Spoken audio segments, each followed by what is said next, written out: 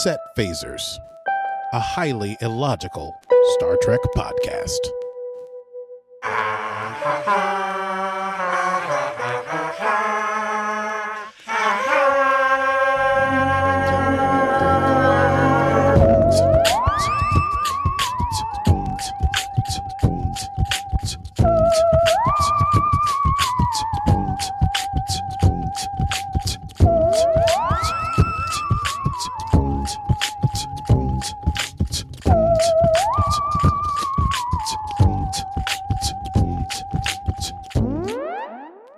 Hello, Aki.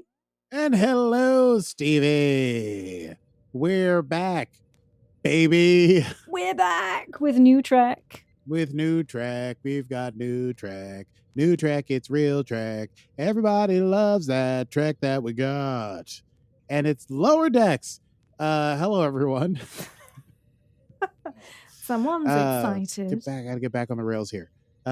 This is Set Phasers, a highly illogical Star Trek podcast where Stevie Mans and myself, Aki Burmese, talk about Star Trek. It's been a little bit of a break because there was no new content, and we watched some movies, which we hope you enjoyed. And now we're back to new stuff because Lower Decks is putting out a new season, so we're starting today with Lower Decks Season 2, Episode 1, entitled Strange Energies.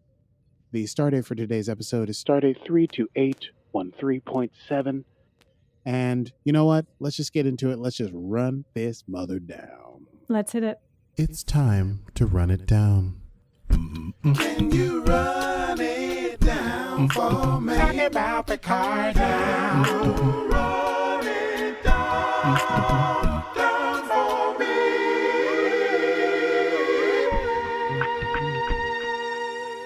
It's Lower Decks. Yep, it is. Yep. Lower Decks now. Okay. Oh, so many technical issues today. So, hey, listen, technical initiatives. I can't say the words. We have more than just technical issues. Technical issues. Excuse me. Technical? They are technical issues. Okay. That's like a trick that I can't say the word. Let's begin talking about the episode. We begin with Mariner being interrogated by a strange Cardassian woman. Cardassian woman wants to know how things are going on the Cerritos. And Mariner tells her things are going great. She's working with her mom. Things are going great. They're really kicking butt. She fights her way out. The Cardassian woman calls on some backup from some other people. And Mariner fights her way out of those people. And then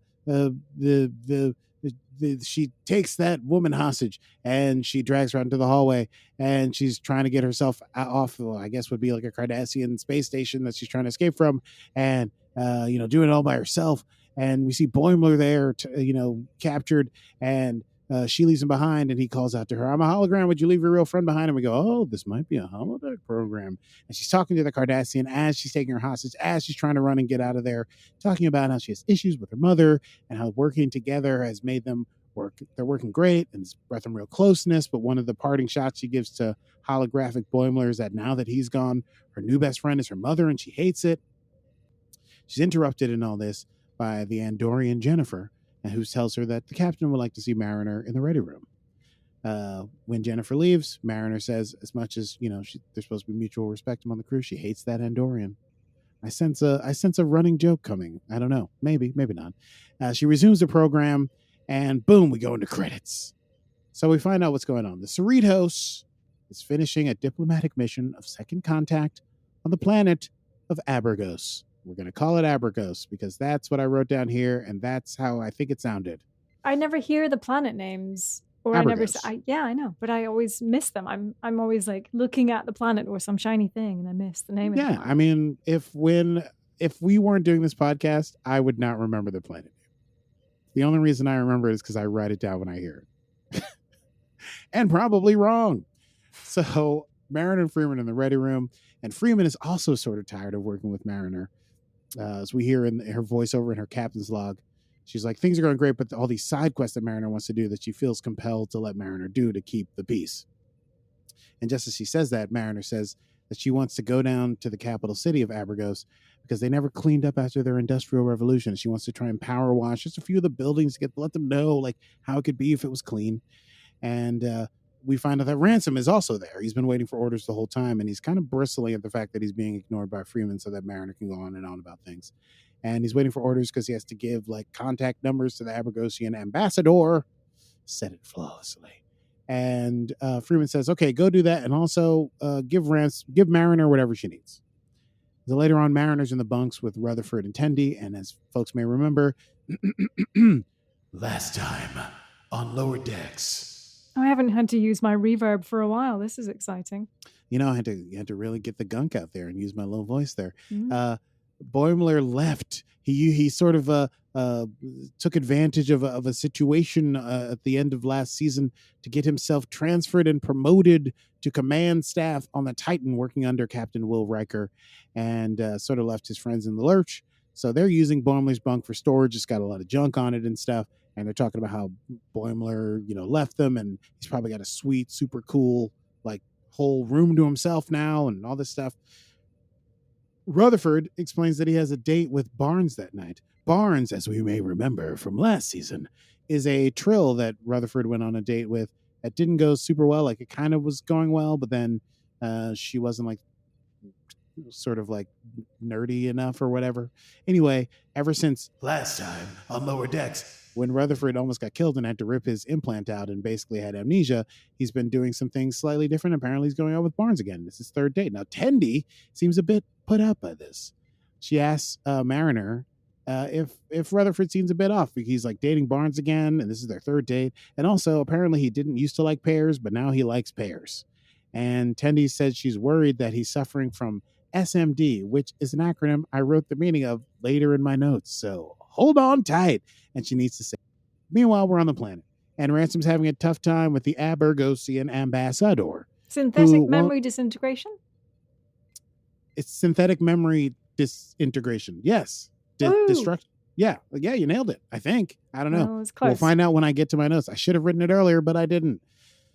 Ransom's having a tough time with the ambassador, who won't pick basically what is essentially a phone number, because he's like, oh, this number is too much like my ex. And he's like, this is just a thing. So when we say call the Abergosian ambassador, it goes to you.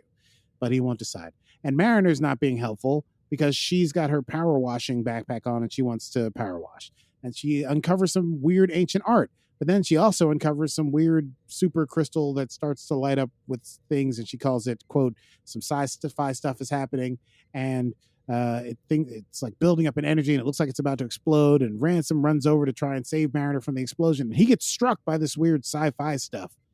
The doc beams in, and they talk about how they scan Mariner, and apparently he's been sort of like infected with strange energies. Dun dun dun. The name of the show. Yeah. So Ransom's is his eyes glow, and he starts hovering, and he says, you mortals tire me, and he heals himself, and he starts doing all kinds of weird stuff, and he's like working out with trees. And Freeman is seeing this, Captain Freeman is seeing this on the ship, and they're all freaking out because he's like doing a lot of weird stuff, and they can't seem to get these strange energies under control. Just at this moment, Captain Freeman also gets a call from her husband, Admiral Freeman. And she rushes out to the ready room, and he's like, hey, just checking in on the mission. She's like, oh, it's going great. Going super, super, super great. Second contact. And he's saying, listen, you're doing such a great job, with Mariner there and stuff like that. And that, you did such great stuff with the thing that happened at the end of last season, that there's a possible promotion in it for Captain Freeman to a capital ship. Ooh. So, the captain runs back out of the ready room, and she orders Mariner to get Ransom under control and get him back on the ship, and they got to get out of there. Meanwhile, Tendi has got Rutherford with like a bunch of, what do you call it, electrodes or whatever on his head and chest and stuff. Yeah. And she's like, I'm checking for SMD. What do they call electrodes? I don't know if that's right. Kind of. We'll go with that. But yeah, sure. Electrodes. And she's basically shocking him and surprising him and beating him up to, quote, re-jump his cybernetics. And then she tests him with a weird riddle, and he fails, and she shocks him again. And she says she's doing it to help him because she thinks he has SMD.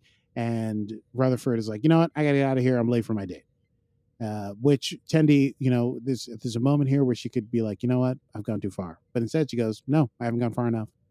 Meanwhile, on the planet, That's all happening while on the planet. Ransom is now referring to himself in the third person, has made the moon disappear. He basically turns everyone on the planet except for Mariner, the doctor, and the ambassador into versions of himself, other Ransoms with glowing eyes. They try to do an emergency transport and he breaks that. And then he detaches his head from his body and makes it grow in size and sends it up into space. Meanwhile, Rutherford's on a date with Barnes and it's going super great. And she's like, hey, do you want to come swimming with me and some of the girls after the shift is over? And Rutherford's like, yeah, I totally would love to do that. And Barnes is like, hey, there's your friend behind you. I think she's going to shoot you. And Tendi's trying to shoot Rutherford with this thing because she still thinks he has SMD. So she's chasing Rutherford. He's running away from her. Barnes is like, hey, just give me a call when you're ready to go swimming. Meanwhile, Ransom's giant head rushes up to the ship. A red alert is called. He literally headbutts the ship because he's a big dumb jock. His body is on the planet. Basically, him and all the other Ransoms that he's created are making a bunch of gym equipment. And the doc basically suggests, why don't we try boosting his power, like shoot all the phasers and everything into him to, quote, short out his godliness. So the Cerritos shoots the head with phasers, and it only makes him stronger and bigger and glow more. And so basically, Freeman talks to Ransom. She's like, I can't, this is not working. So maybe I'll talk to him. And finds out that Ransom is upset, essentially, that Mariner has, taken over his position in the captain's estimation. He was her number one, and now Mariner has been her number one, and he hates it. He doesn't think they like working together, but they're pretending they do, and he hates it. Rutherford, being chased by Tendi with her gun, puts up a force field against her, and it's at this moment she realizes that, hey, you know what? He doesn't have, synthetic memory degradation. Dun, dun, diddly-dee-dee. That's SMD.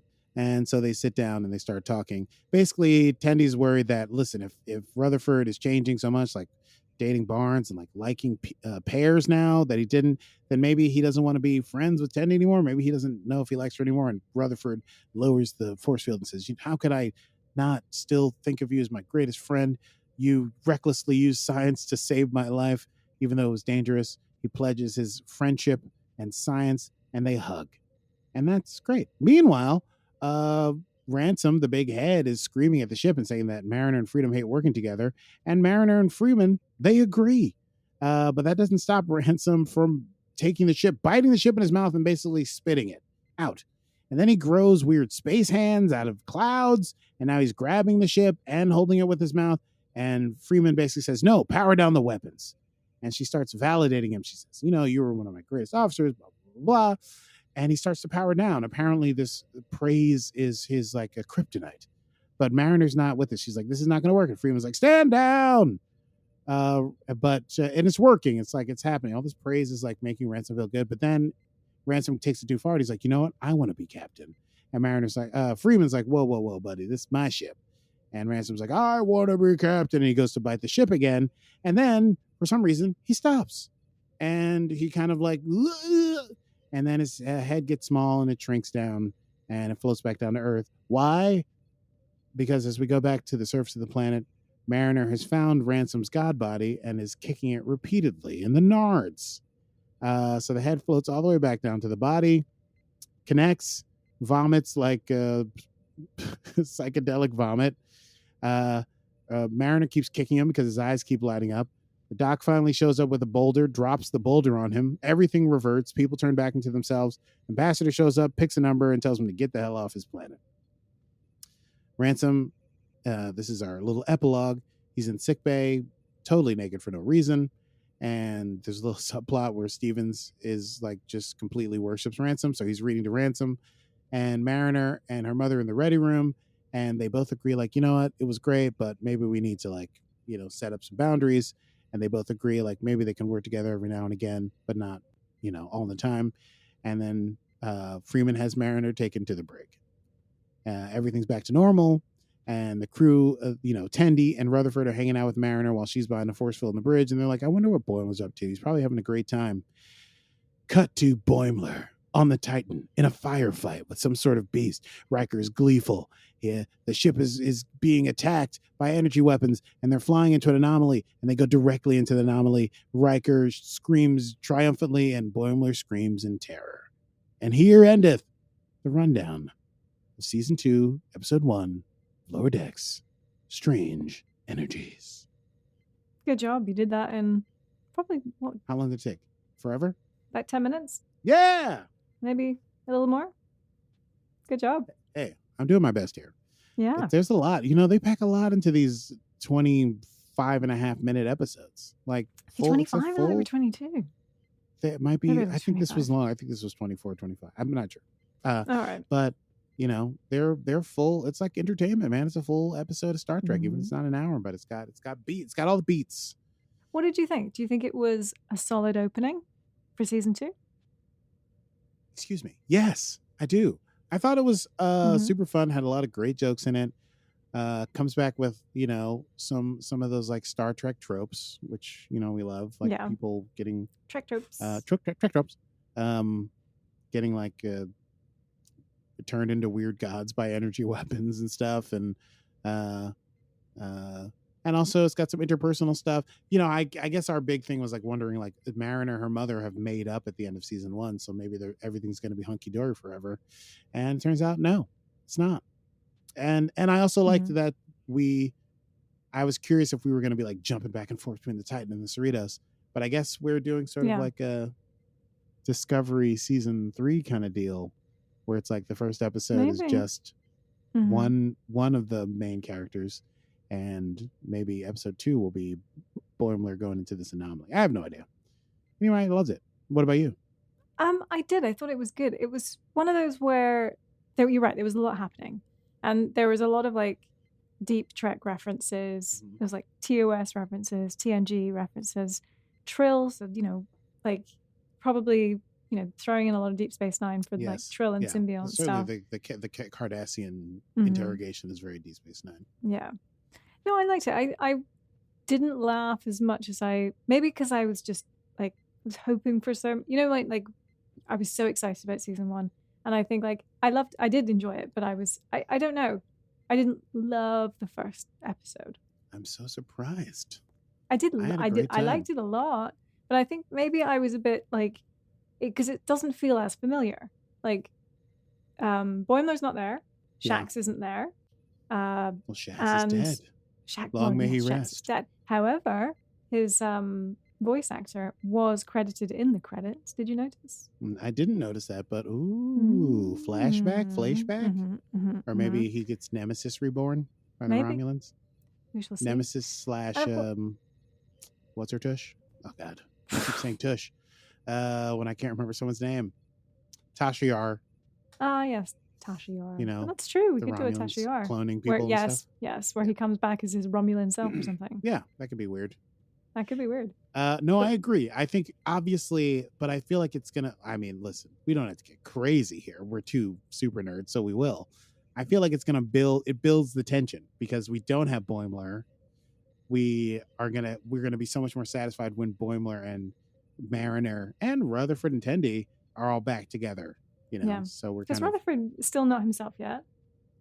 Yeah, he doesn't really remember who he is. No.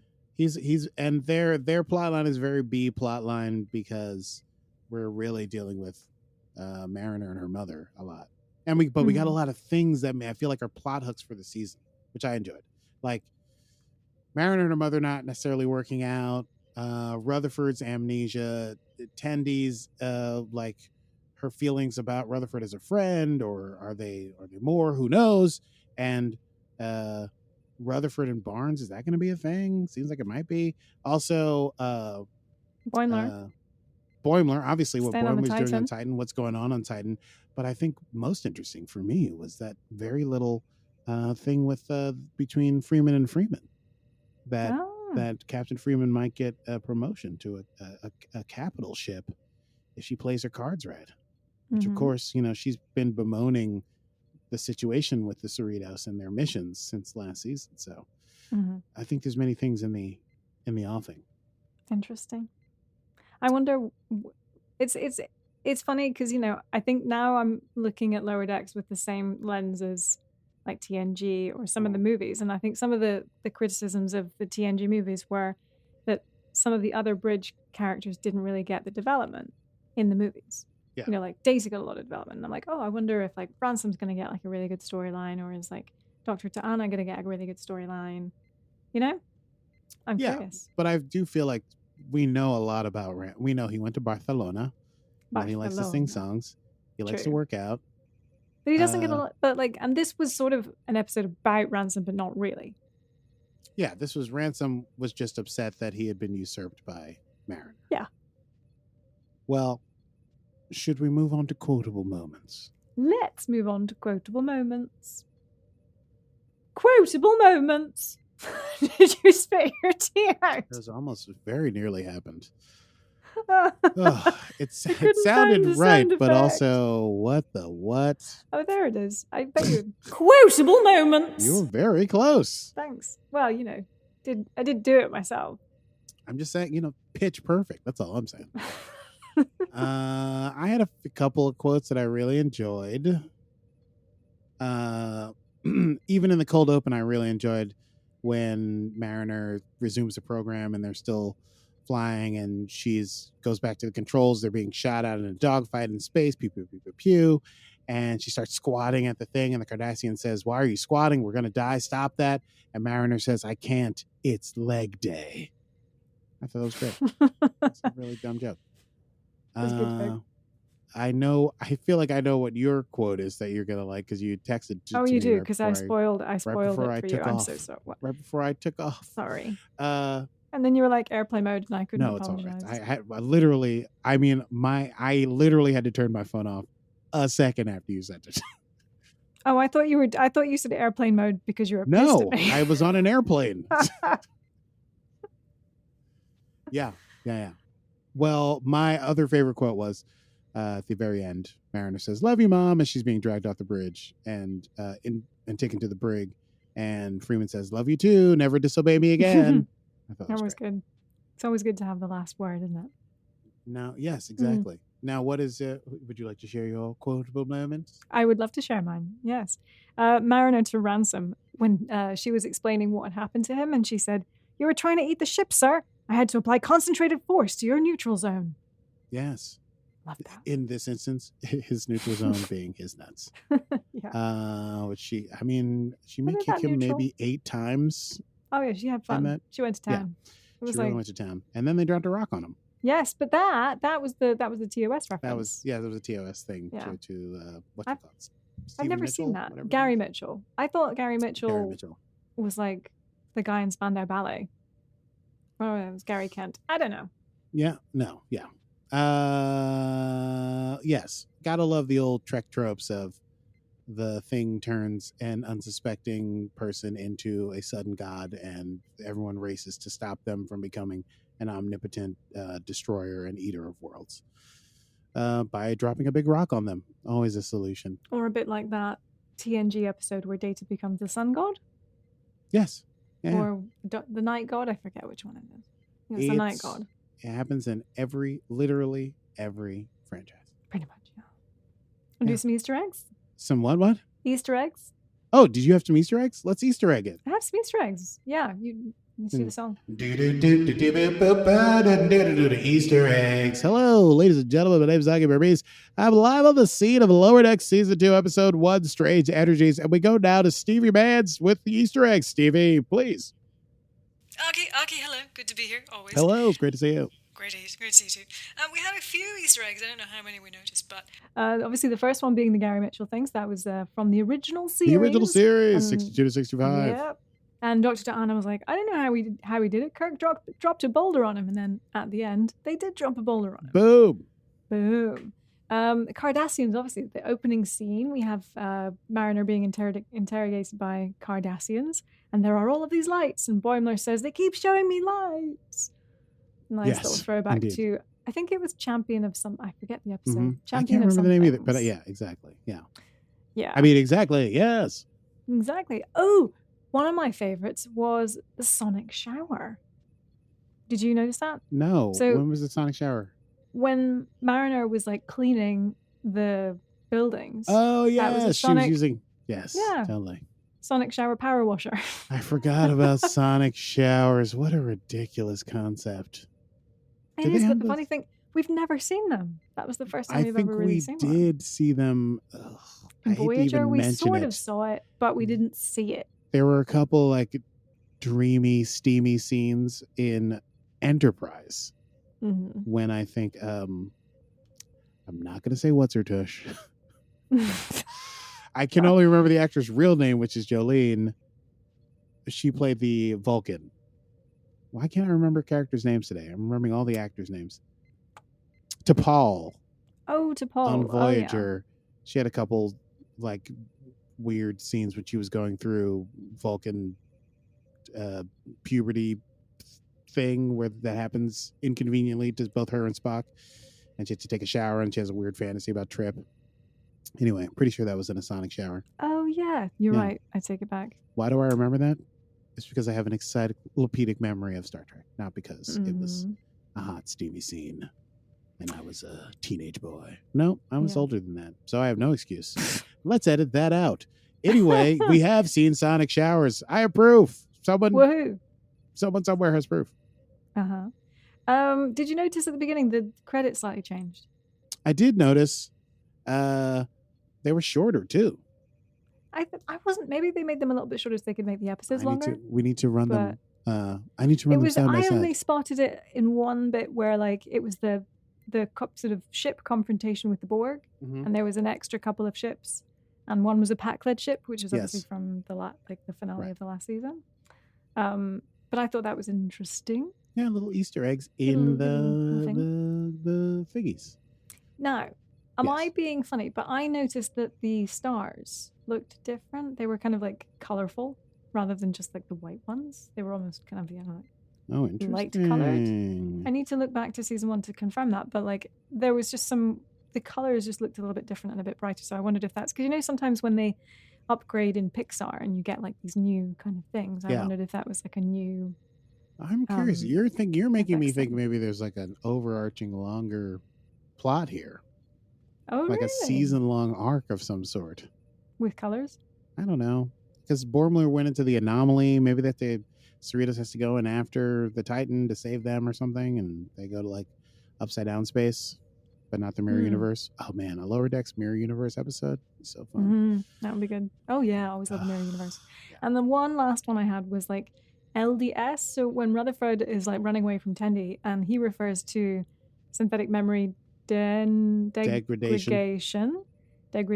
as LDS. Now, I think the first obvious thing is that like most fans refer to Lower Decks as LDS. Yes. But mostly it's also a joke from one of the Star Trek movies with Kirk when he refers to LSD as LDS, saying that Spock did a bit too much LDS back in the 60s. Wow. So that's like a deep cut.